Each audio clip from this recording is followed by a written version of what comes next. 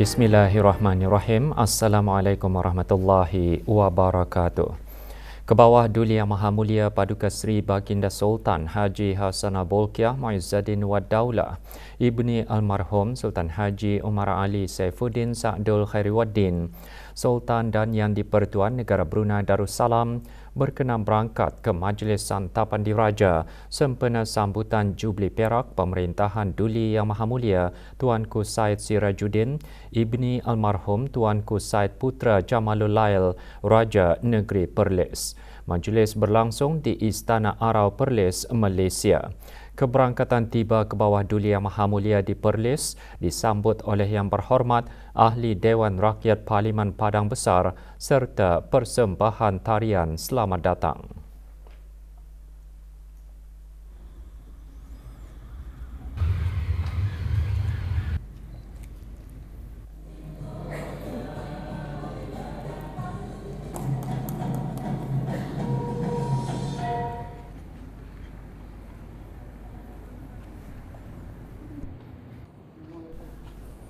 Sejurus berangkat tiba di Istana Arau, baginda dialu-alukan oleh Duli Yang Teramat Mulia Tuanku Said Faizuddin Putra Ibni Tuanku Said Sirajuddin Jamalul Lail Raja Muda Perlis dan Duli Yang Teramat Mulia Tuanku Dr. Hajah Lailatul Syahrin Akasha Khalil Raja Puan Muda Perlis. Baginda kemudian berangkat bersama Duli Yang Maha Mulia Tuanku Raja Negeri Perlis dan Duli Yang Maha Mulia Tuanku Tengku Fauziah binti Almarhum Tengku Abdul Rashid Raja Perempuan Perlis bagi Majlis Santapan Diraja.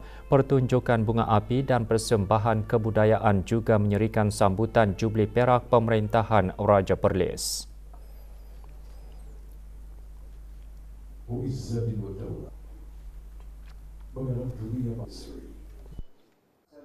وقنا عذاب النار وصلى الله على نبينا محمد والحمد لله. Duli Yang Maha Mulia Tuanku Said Sirajuddin dimasyhurkan menjadi Raja Perlis ke-7 pada 17 April 2000 selepas kemangkatan ayahanda baginda almarhum Tuanku Said Putra Ibni Almarhum Said Hassan Jamalul Lail.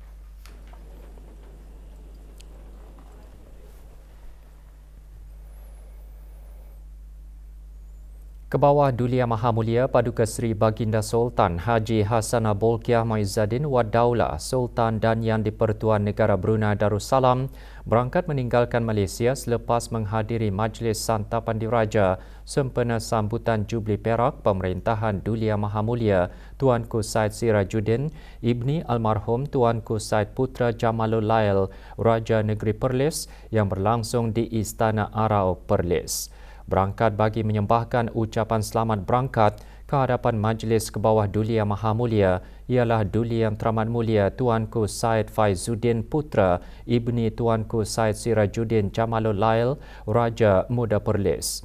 Yang Amat Mulia Dato' Seri Diraja Said Badaruddin Ibni Almarhum Tuanku Said Putra Jamalul Lail Tengku Syarif Bendahara Perlis. Yang Amat Berhormat Tuan Haji Muhammad Syukri bin Ramli Menteri Besar Perlis dan Yang Berhormat Tuan Muhammad Azmir bin Azizan Ahli Majlis Mesyuarat Kerajaan Negeri Perlis selaku Menteri Pengiring. Juga hadir Tuan Yang Terutama Brigadier Jeneral Bersara Datuk Paduka Haji Mahmud bin Haji Saidin Pesuruhjaya Tinggi Negara Brunei Darussalam ke Malaysia. Sebelum berangkat balik, doa selamat dibacakan oleh Yang Berbahagia Sahibus Samahah Profesor Dato' Arif Perkasa Dr. Muhammad Asri bin Zainul Abidin Mufti Perlis.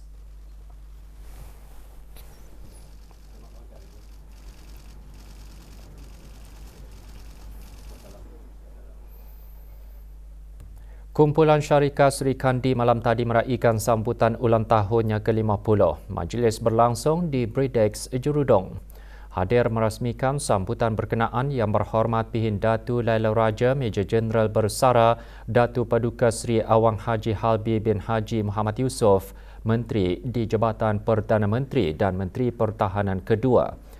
Yang Berhormat Datuk Seri Setia Dr. Awang Haji Muhammad Amin Liu bin Abdullah, Menteri di Jabatan Perdana Menteri dan Menteri Kewangan dan Ekonomi kedua, dan Yang Berhormat Datuk Seri Setia Awang Haji Muhammad Juwanda bin Haji Abdul Rashid, Menteri Pembangunan. Sambutan tersebut sebagai memperingati pencapaian dan sumbangan syarikat berkenaan selama 5 dekad merentasi pelbagai sektor. Majlis juga diisikan dengan tayangan video, penyampaian anugerah dan persembahan kebudayaan.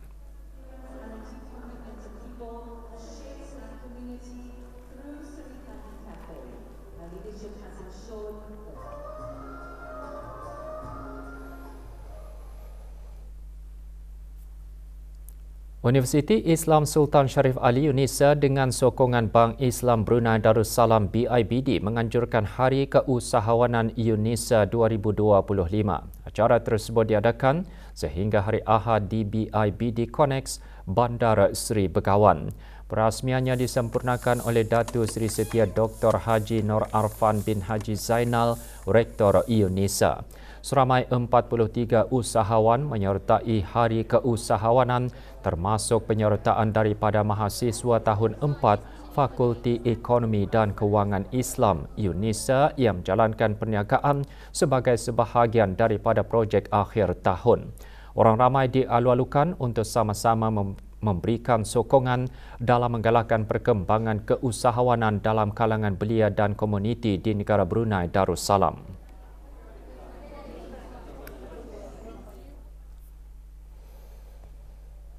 Agama Islam mengajar umatnya bagaimana cara mengurus pendapatan dan perbelanjaan dengan betul, iaitu dengan bersederhana. Kerana itu, jika menghayati dan mengikuti ajaran agama dalam soal berbelanja dan cara mengurus pendapatan, maka sudah pasti seseorang itu tidak akan terjebak dan terbelenggu dalam beban hutang yang banyak.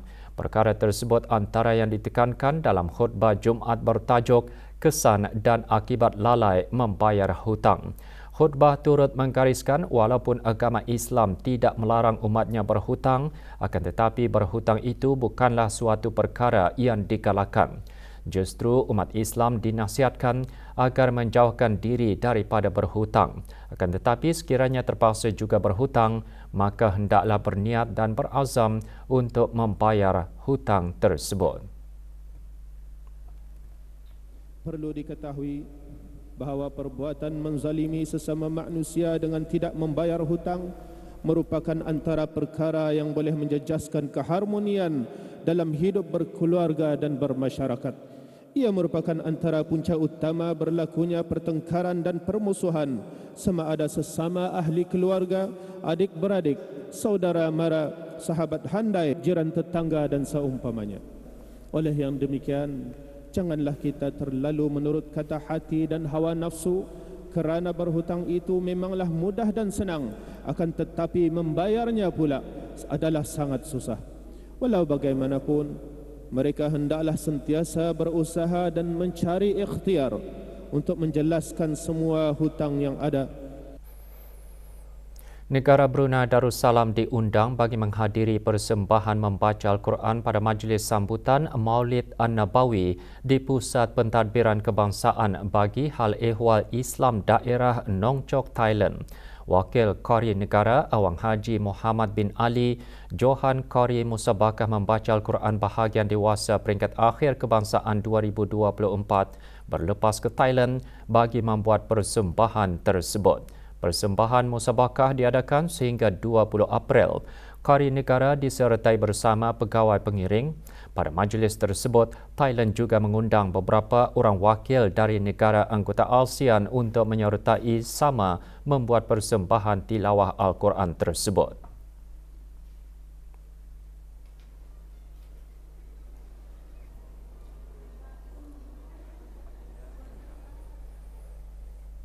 Bakal jemaah haji yang mengikuti kursus intensif ibadat haji dan umrah bagi musim haji tahun ini melahirkan rasa bersyukur dan berpuas hati dengan kursus yang diadakan dan berpendapat ia sangat membantu dalam memberikan kefahaman serta keyakinan untuk melaksanakan ibadat haji dengan lebih sempurna, disertai oleh 43 bakal jemaah haji yang sebelum ini belum berkesempatan menyertai kursus berkaitan. Kursus intensif tersebut berakhir kemarin. Kursus seumpamanya terus menjadi platform penting dalam mempersiapkan bakal jemaah haji negara menunaikan ibadat dengan tertib, lancar dan penuh penghayatan. Kursus anjuran Jabatan Urusan Haji melalui bahagian bimbingan haji dan umrah bertujuan memberikan pendedahan menyeluruh mengenai pelaksanaan manasik haji dan umrah secara teori dan praktikal sebagai bekalan ilmu kepada bakal jemaah sebelum menunaikan ibadat di Tanah Suci nanti.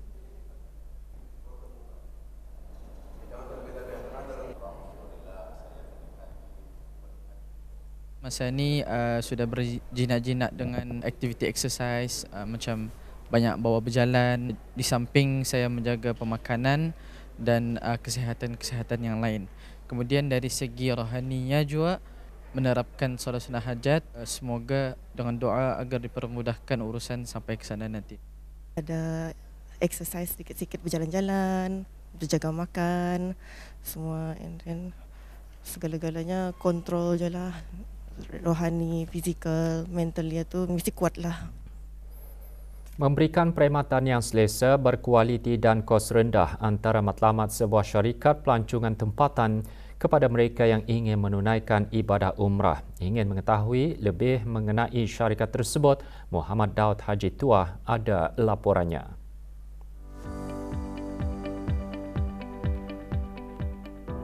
Syarikat Ijtihad Travels dan Berhad ditubuhkan dengan misi memberikan perkhidmatan berkualiti bagi mereka yang berhasrat untuk menunaikan ibadah umrah tanpa memikirkan kos yang tinggi. Meskipun baru beroperasi, sambutan daripada orang ramai terhadap syarikat itu amat menggalakkan. Kami ada beberapa pakej yang ditawarkan khususnya untuk menyempurnakan misi utama kami, iaitu memberikan perkhidmatan pakej 50 bilik.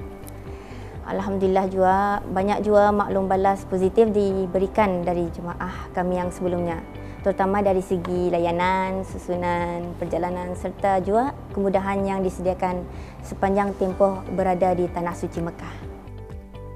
Experience saya bagi pertama kali waktu di sana kira very nervous pasal my first time di sana tu berasa syukur kehadrat Ilahi kerana menjadi panggilannya dan jemputannya di sana. Pertama kali melihat Kaabah tu kira dapat dibayangkanlah macam mana syukurnya dapat menjadi tetamu Allah. Pakej umrah mampu milik kini menjadi pilihan ramai dengan tawaran penginapan selesa, urusan lengkap seperti visa dan pengangkutan. Panduan ibadah oleh mutawif berpengalaman juga memudahkan mereka menjalankan ibadah dengan sempurna dan tenang. Dengan perjalanan yang teratur, pengalaman ibadah akan menjadi lebih bermakna. Muhammad Daud Haji Tuah melaporkan untuk Berita RTB. Perkhidmatan pencetakan logam unik menjadikan sebuah perusahaan tempatan mendapat perhatian ramai. Apakah keistimewaan produk pencetakan logam itu? Kita ikuti laporannya. Dengan menawarkan pencetakan logam khusus untuk hiasan rumah, hadiah korporat dan plat perindustrian, Aspiration Design memperluaskan rangkaiannya dengan pembuatan dan reka bentuk grafik. Melalui penggunaan teknologi, Aspiration Design bukan sahaja menghasilkan visual menarik, bahkan meningkatkan ketahanan produk berbanding bahan lain seperti kertas atau plastik. Untuk menghasilkan pencetakan logam, saya memerlukan 2 hari. Tapi kemungkinan lebih disebabkan kadang customer mau design ini kadang buat sesuai siapa punya size sama mau ubah sesuai sebelum pencetakan. So setakat ini yang size kami ada is size A5 dan size A4. And size yang lebih besar kemungkinan akan tiba di masa depan lah. Berikutan sambutan menggalakkan, pengusaha tempatan ini merancang untuk menghasilkan cetakan logam berkualiti seperti ayat-ayat Al-Quran, trofi dan perhiasan. Setakat ini saya naik taraf saya punya quality produk, iaitu sekarang jadi glossy HD dan anti karat. So tidak perlu ingaukan macam ya bertagarkannya orang. So yang ini lebih tahan lama lah. So walaupun di luar rumah pun dapat. Kreativiti dan inovasi yang digunakan dalam penghasilan produk cetakan logam dijangka dapat membantu menghasilkan produk-produk berkualiti bukan sahaja bagi pasaran tempatan bahkan luar negara. Laporan Nur Adibah binti Abdullah Muhammad Ridwan untuk Berita RTB. Persatuan Keselamatan Siber Brunei dengan kerjasama Cyber 673 College Perniagaan Laksamana SBI Brunei, Women in Cyber Security Brunei dengan sokongan Cyber Security Brunei menganjurkan acara wanita dalam siber. Acara tersebut diadakan di College Perniagaan Laksamana. Acara tahun ini bertemakan She Secures Women Leading Cyber Defence, bertujuan memberi inspirasi, memperkasa dan menghubungkan wanita dalam bidang keselamatan siber. Acara termasuk perbincangan panel melibatkan beberapa pemimpin wanita dalam keselamatan siber dan teknologi di negara ini. Ia juga melibatkan beberapa siri aktiviti bertujuan mengkongsikan kepimpinan wanita dalam lanskap siber yang terus berkembang.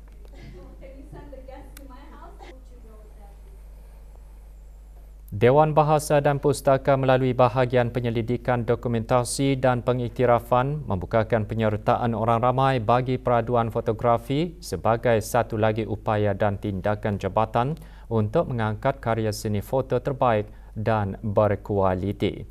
Tarikh tutup penyertaan peraduan pada hari Khamis, 29 Mei pukul 4 petang. Borang serta gambar peraduan hendaklah dihantar kepada Urussetia Peraduan Fotografi Bahagian Penyelidikan, Dokumentasi dan Pengiktirafan tingkat 2 Dewan Bahasa dan Pustaka Lapangan Terbang Lama Brakas. Antara tujuan peraduan untuk menggalakkan masyarakat menghargai keunikan dan keindahan negara Brunei Darussalam termasuk acara kenegaraan dan alam semula jadi.